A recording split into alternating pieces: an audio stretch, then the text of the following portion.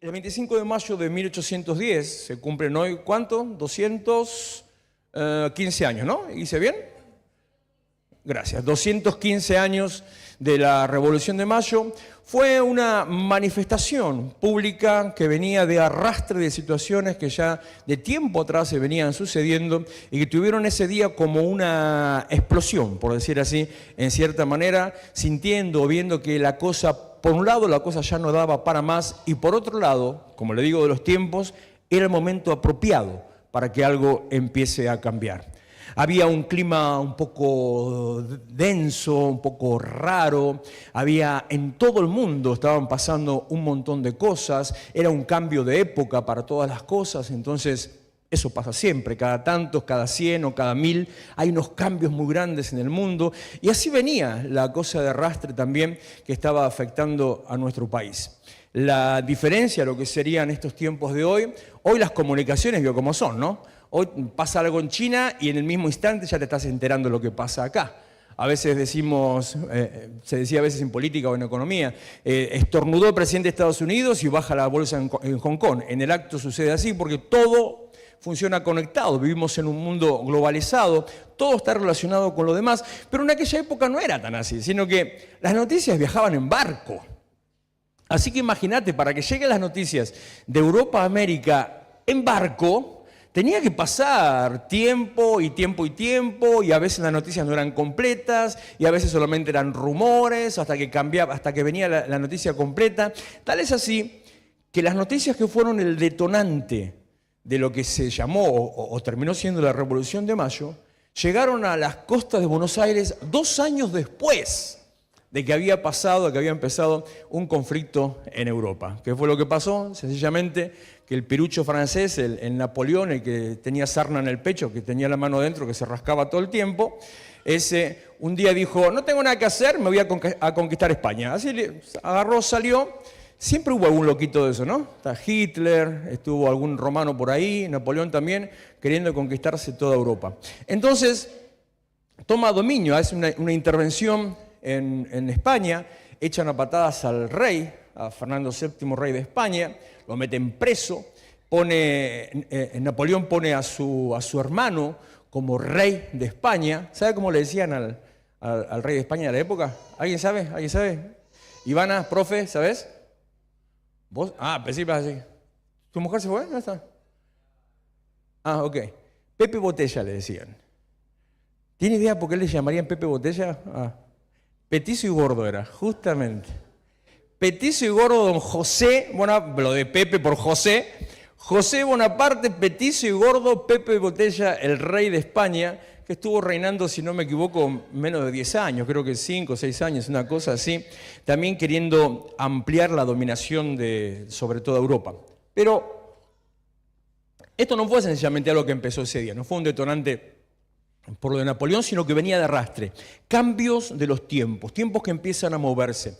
Como decíamos estos días y te decimos este año, procesos terminados, nuevas etapas. Ayer te hablaba de los nuevos ciclos que comienzan. Eso estaba empezando a pasar en el mundo.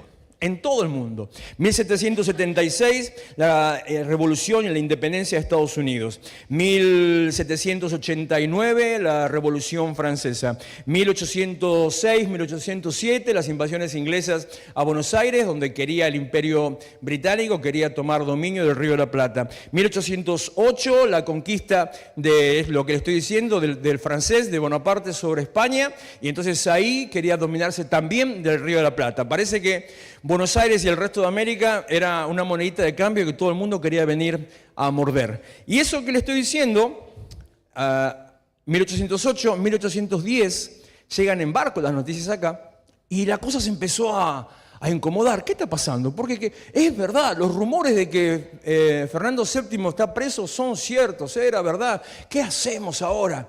Y empezó todo un mover de incomodidad en la población. Y para algunos, ese mover de incomodidad, esa incertidumbre, esa sensación de que no sabes lo que está pasando y entonces no sabes qué va a pasar con tu vida, encima a tantos kilómetros de donde está tu capital, si querés, el gobierno, que era en España, eso empieza a levantar humores distintos. Y siempre están, así como están los vivos, están los visionarios, que empiezan a tomar decisiones que son transformadoras. Y había un grupito de criollos, o sea, los hijos de españoles nacidos en la tierra argentina o rioplatense, que ya andaban desde hace un tiempito ahí porque tenían alguna información, entonces empezaban ahí a querer hacer algo distinto. Se reunían en secreto, se juntaban ahí a escondidas, había un lugar famoso que era una jabonería, se metían ahí a hacer sus reuniones que a algunos les parecían hasta sectarias o misteriosas, entraban ahí a hablar sobre qué hacer, qué no hacer. Hasta que llega mayo de 1810, las noticias, la confirmación de los rumores recién fue el 14 de mayo de 1810, y ahí cuando llegan eso dice, no, pará, esta hay que aprovecharla. Cuando hay una situación que empieza a mover las aguas, hay que inmediatamente meter mano porque, como bien dice el viejo refrán, a río revuelto, ganancia de pescadores. Entonces, cuando la cosa se empieza a mover, es el momento apropiado, es el kairos de Dios, el momento oportuno para meter mano y ahí sacar una ventaja, un beneficio o una respuesta para vos. Cuando el mundo espiritual se está moviendo, cuando algo empieza a pasar, del mismo modo cuando Dios empieza a soltar una palabra o hay un mover espiritual, no hay que quedarse quieto, no hay que estancarse. Repito, no se tome el evangelio, el cristianismo como una rutina, no se lo tome como una costumbre, no se lo tome como una ceremonia, como voy a la iglesia tal día a hacer algo, tomándolo como ejemplo, tengo que presentar al nene como si fuera el bautismo de la tradición que siempre hemos aprendido. No se tome el evangelio como algo rutinario, sino que hay vida, transformación, como lo que acabamos de escuchar en el testimonio de Lidia y tantos otros que hemos escuchado a lo largo de estos últimos, podría decirle años ya directamente. Ponernos delante del Señor, reconocer nuestros caminos, seguir sus pasos, cambia la vida. Cuando el momento es el apropiado, así como dice la Biblia, que en el momento apropiado, no antes, nació Jesús. Cuando el momento es el apropiado, usted se mete ahí, mete la mano, mete la cuchara, algo empieza a cambiar. Entonces, 14 de mayo, 13-14 llega la noticia. El 18 de mayo, que si no me equivoco fue un lunes, fue un viernes. El 18 de mayo se juntan estos misteriosos ahí, los que haciendo un poquito de política, los comerciantes de la ciudad. Porque le digo que el hombre nació para ser libre y el hombre nació está formado con el pensamiento de buscar su propio crecimiento, su propio desarrollo. De paso aprovecho una bajada de línea simplemente porque creo que es de Dios que esas ideologías que nos quieren poner en un pensamiento lineal a todos igual, esas ideologías que van en contra del desarrollo, del crecimiento, del mérito, del enriquecimiento, no son de Dios, sino todo lo contrario, porque la mayoría de las revoluciones en el mundo empezaron por una cuestión económica. Necesidad de libertad y un condimento de la economía. O un problema económico y el condimento de la libertad. ¿Sabe por qué cayó el Imperio Romano? Por la inflación. ¿Viste qué cosa loca? La economía está presente en todos lados durante toda la humanidad. Hasta podría hablarle de Hitler, que tuvo que ver con la economía. Su ascenso y su caída, las dos cosas tuvieron que ver con la economía y eso también trajo otras guerras por delante. Pero dejando esa parte que es más de política internacional, los comerciantes de Buenos Aires estaban preocupados porque ahora se tenían que rendirle cuentas al Imperio francés qué iba a pasar con sus negocios. ¿Qué iba a pasar con los negocios que tenían con España? ¿Qué iba a pasar con los negocios que tenían con el resto del virreinato? Ya había una prohibición de comerciar con Inglaterra, aunque por supuesto que lo hacían igual porque el contrabando viene de la mano de la libertad. Entonces ahora, ¿qué les iba a pasar? A veces pensamos o decimos comentarios graciosos que, cómo nos equivocamos al haber echado a los ingleses, hubiéramos dejado a los ingleses y hoy seríamos una potencia distinta. Y más allá de que pose chiste o no, capaz que hasta podríamos haber sido franceses en algún momento, porque si dábamos lugar a esto, si estos no se levantaban y Napoleón avanzaba y tomaba dominación de Buenos Aires, y capaz que hoy en vez de cantar Hoy Mortales, estamos cantando A los enfants de la patrie, y andamos con la bandera francesa y París Saint-Germain es la capital de la selección argentina. Tantos cambios que pueden pasar, pero cuando es el momento apropiado, ahí viene la transformación. Se juntaron por una necesidad económica. Empezaron a tomar decisiones diciendo, algo hay que hacer. Empezaron a juntar a la gente, empezaron a mover las aguas. El virrey Cisneros, cuando también vio la oportunidad, solo que era bastante tránfuga, inmediatamente se autoproclamó Este no se autopercibía, se autoproclamó, dijo, el rey Fernando está preso, entonces yo hoy me proclamo gobernante de todo el virreinato. El tipo re tonto era el tipo. Se juntó con otros más, no sé qué, ahí para empezar a ejercer dominio fuera de la autoridad de España, porque no querían, rechazaban a Napoleón. Entonces los comerciantes, los hombres de la patria, se empezaron a preocupar por eso y dijeron, esta es nuestra oportunidad. Cisneros se entera, siempre hay un topo metido en algún lado, siempre hay alguno, vio las fuentes del periodismo que sacan la información, y están el off, el on y los trascendidos y bla, bla, bla, siempre estuvieron. Cisneros se entera, el virrey, de que había una movida ahí que lo querían mover. Entonces, ¿qué hace? Levanta la milicia, quiere organizar la defensa, y en medio de eso también empieza a organizar irse de la ciudad con toda la guita. La misma historia de siempre, que podríamos repetirla hasta el día de hoy. Empieza a hacerse tan acelerado que ya todos se preocupan, se juntan en la jabonería de Vieites, empiezan a convocar gente, se van ahí al cabildo, se juntan en el cabildo como todos los lunes, nada extraño, el cabildo era como el municipio, consejo deliberante, todo junto, se juntan a planificar algunas cosas que tenían que ver con la ciudad, y la gente, que por el rumor que había en Buenos Aires, empieza a golpear las puertas del cabildo. Es una forma de decir, empezaron a gritar afuera. Había un mover de incomodidad. ¿Qué está pasando?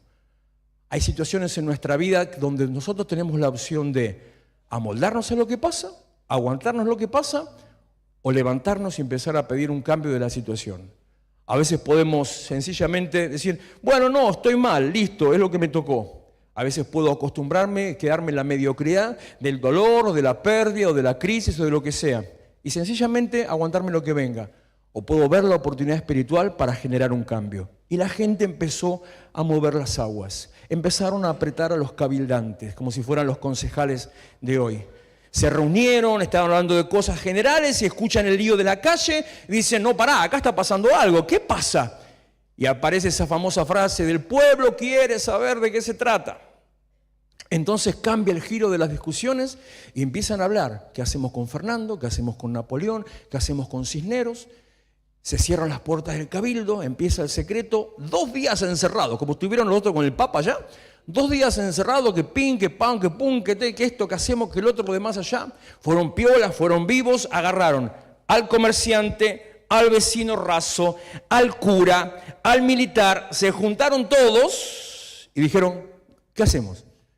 Entonces empezaron, ¿y si nos mandamos solos? La libertad es un bien natural del ser humano. La búsqueda de libertad es algo innato en nuestro corazón.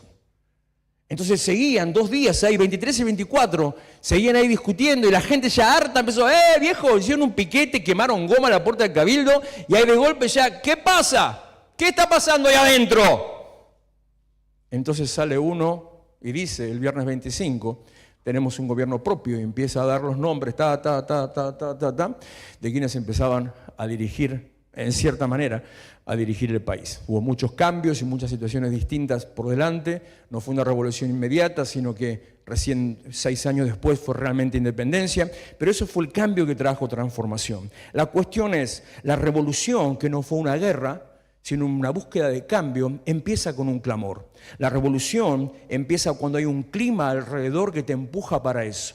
La revolución empieza cuando vos sos capaz de reconocer que como estás, ya no querés seguir estando, sino que querés algo mejor para tu vida. Y en Cristo es una búsqueda de revolución constante. No de rebelión a Él, a su palabra, sino de rebelión a la mediocridad, al estancamiento, a la miseria, al dolor, a la angustia, al fracaso. Porque en Cristo, si usted no lo sabe, yo se lo digo, y créame, no porque yo lo digo, sino porque las obras lo demuestran, en Cristo se puede vivir de otra manera. No estamos condenados ni atados a hacer lo que todos han hecho, ni a vivir como todo el mundo vive, sino que tenemos una alternativa distinta de vida. Empiece a buscar testimonios, hable con cualquiera que esté hace tiempo en la iglesia y va a ver cómo hay un cambio. Es más, como siempre decimos, si estoy por primera vez, tal vez nunca más nos volvamos a ver. Puede ser, qué sé yo, o sí, no lo sé. Pero una cosa yo le garantizo, que aunque Joel estaba acelerado a 150, y no sé si no tendrá problema de taquicardia ahora, aunque después a mí me empezó a agarrar calor acá arriba, aunque la Olivia empezó a llorar y todo lo demás, usted hoy, esta tarde, va a llegar a su casa con paz. Y va, amén, y va a decir, no sé qué onda, qué sé yo. Había ahí un pelado que hablaba pavada, pero estoy como así, más relajado. La cercanía, tan solo la cercanía a Dios, su presencia y su palabra empieza a hacer una transformación. Bartimeo estaba sentado junto al camino. La gente pasaba, iba siguiendo a Jesús, que iba allá. No sé a cuántas cuadras iba Jesús. La Biblia no dice a cuántos kilómetros o metros estaba de donde él pasaba. Bartimeo no lo vio pasar a Jesús. Bartimeo se enteró. Bartimeo escuchó que Jesús andaba por ahí. Entonces empezó a gritar. Y ante el grito, ante el clamor, ante la búsqueda, se generó ahí un movimiento que lo fueron a buscar a él y dijeron, dale que Jesús te llama. Y eso le trajo transformación. Revolvió su capa, se olvidó de su negocio, dejó de ser mendigo y se preparó para una vida transformada, para una vida nueva. Es solo hecho de acercarte. Y al acercarte, ver lo que está pasando, te genera transformación. La revolución empieza por una búsqueda, la revolución empieza por un clamor, la revolución empieza por la incomodidad, de decir, ya no quiero vivir de esta manera. Y junto con todo eso, viene el grito, libertad, libertad, libertad. Dice Jeremías capítulo 33, un texto tan conocido que tendría que estar a la par de, no sé, de Sansón, de Jonás y Juan 3:16. Dice, clama a mí. ¿Ve que lo conoces? Y el que no lo conoce se lo digo. La mitad del versículo, la segunda no me interesa. Clama a mí y yo. Es fácil. Es que las cosas de Dios son fáciles. Las cosas de Dios a veces las complicamos los hombres. A veces queremos meterle uniformes a Dios, a veces queremos meterle adornos a Dios, a veces queremos ponerle exigencias. Entonces queremos decir, no, para que Dios te responda tenés que tenés que vestirte de mono, ponerte una escarapela, que me la puse muy para acá, en el pecho, tenés que caminar de tal manera, no tenés que usar tal ropa, tenés que tener Biblia grande, tenés que andar con corbata, si no Dios no te va a escuchar. No, para que Dios te escuche tenés que dejar esto y esto y esto y esto y esto y esto y esto y esto y esto y esto y esto, y bueno, y bancátela, porque en definitiva Dios hizo todo por nosotros. No, mire, clama a mí y yo te responderé. Y le voy a agregar un dato más. La Biblia espiritualmente, en relación con el hombre, tiene dos etapas muy marcadas, que son Antiguo y Nuevo Testamento, pero que cambian el mundo espiritual.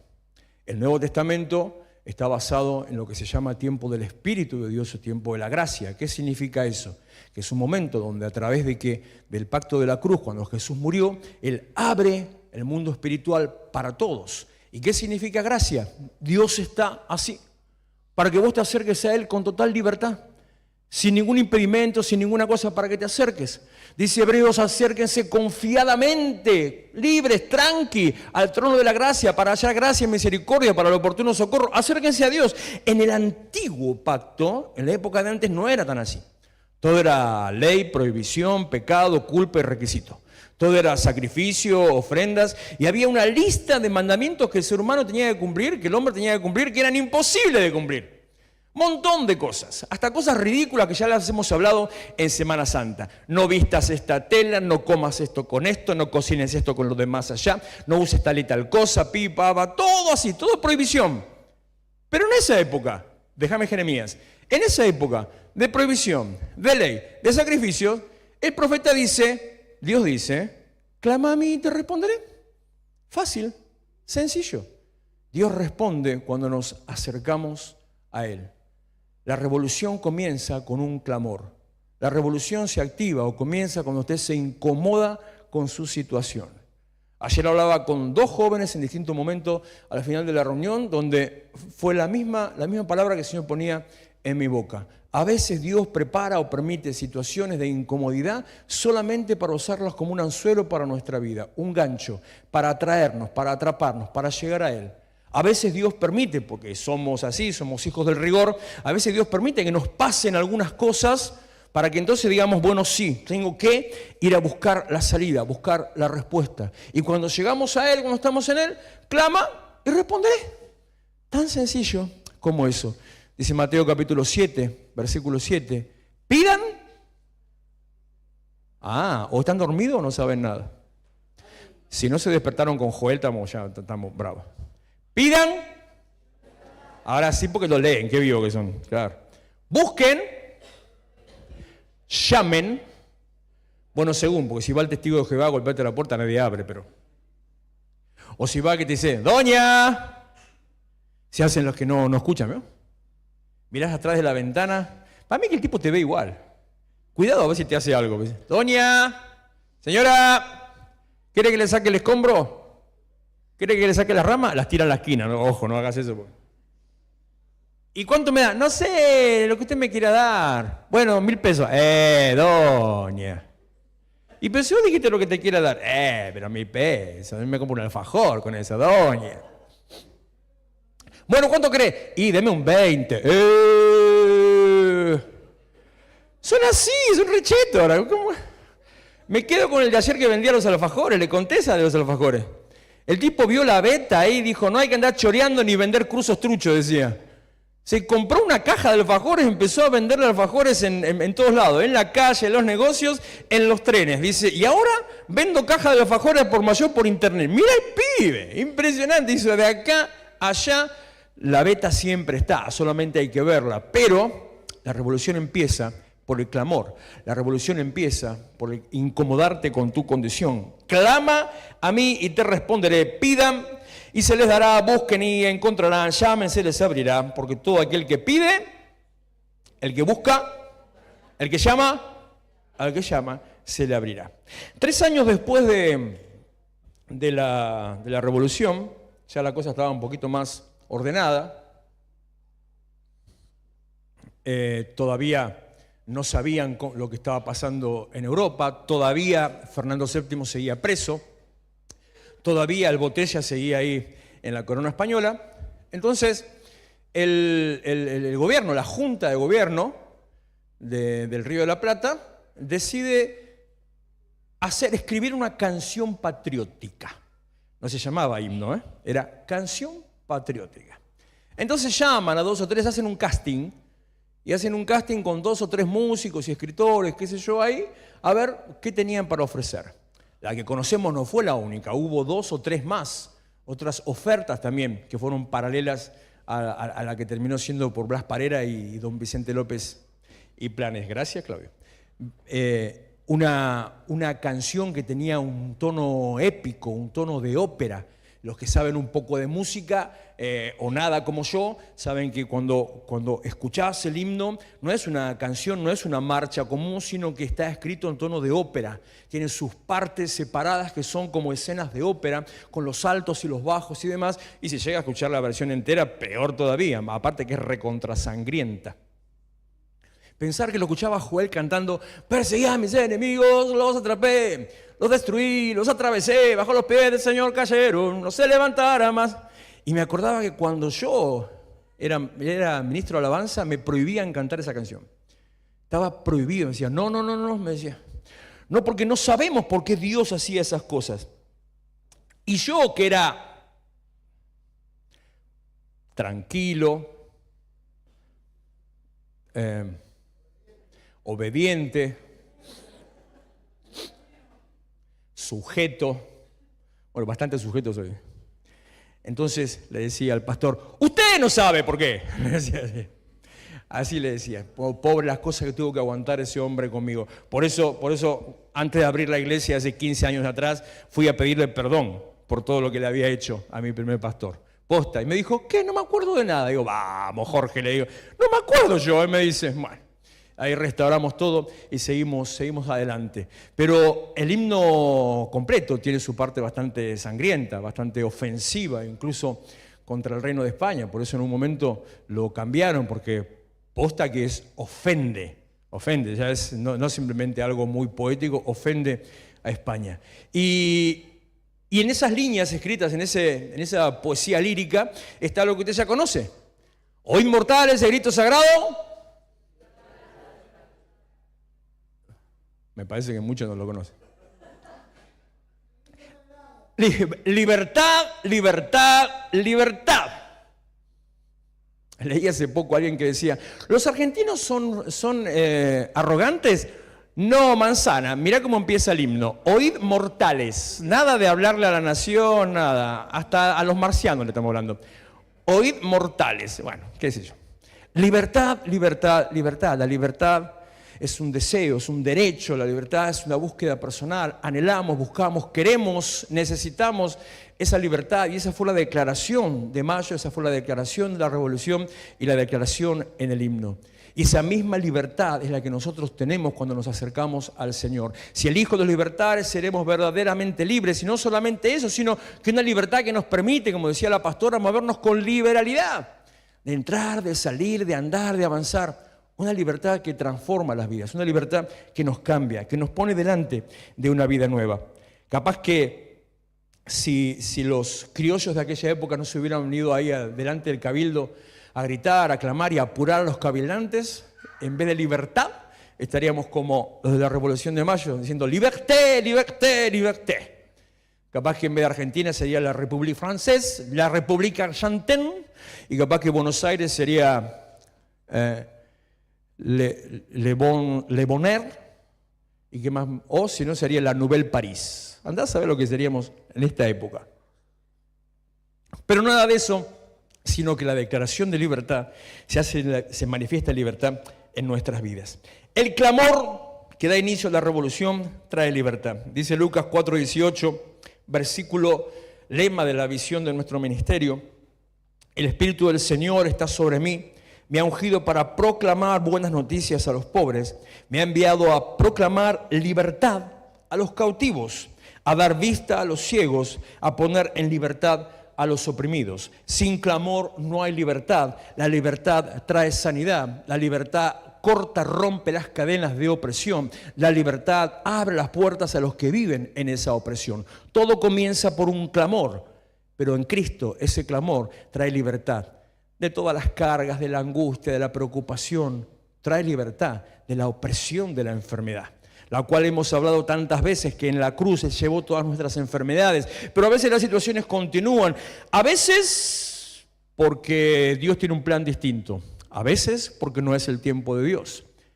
Pero a veces porque no pedimos o no creemos. Santiago 4, versículo 2. Desean algo y no lo consiguen. Matan y sienten envidia. No pueden obtener lo que quieren. Riñen y se hacen la guerra. Y termina Santiaguito diciendo, no tienen porque no piden. A veces es tan sencillo como eso. Del mismo modo que clama y te responderé, no tienen porque no piden. La libertad, la revolución, la sanidad, el rompimiento de cadenas comienza con un clamor. Y eso es a lo que nos llama, a lo que nos invita el Señor a hacer delante de Él. Un clamor porque se abran los cielos, un clamor que transforme las vidas, un clamor que rompa las cadenas, un clamor que abra los caminos, un clamor que nos lleve al siguiente nivel, un clamor que restaure nuestra condición. Todas las cosas que el Señor quiere hacer, porque dice Jeremías 29:11 que sus deseos, sus pensamientos son de bien y no son de mal, para darnos lo que estamos esperando. Dice el Salmo 16, versículo 11, que en la presencia del Señor y a su lado hay plenitud y delicias para siempre. El camino del Señor, seguir a Cristo, no es un camino de opresión, no es un camino de carga ni de prohibición. Y si alguna vez te presentaron un evangelio así, tenés que correrte de ahí, rajar de ese lugar, porque no es el evangelio de la Biblia. Es más, evangelio significa buena noticia. ¿Y qué buena noticia es? Pasar a convertirte ahora en un ser oprimido. El evangelio es una buena noticia de libertad y de sanidad.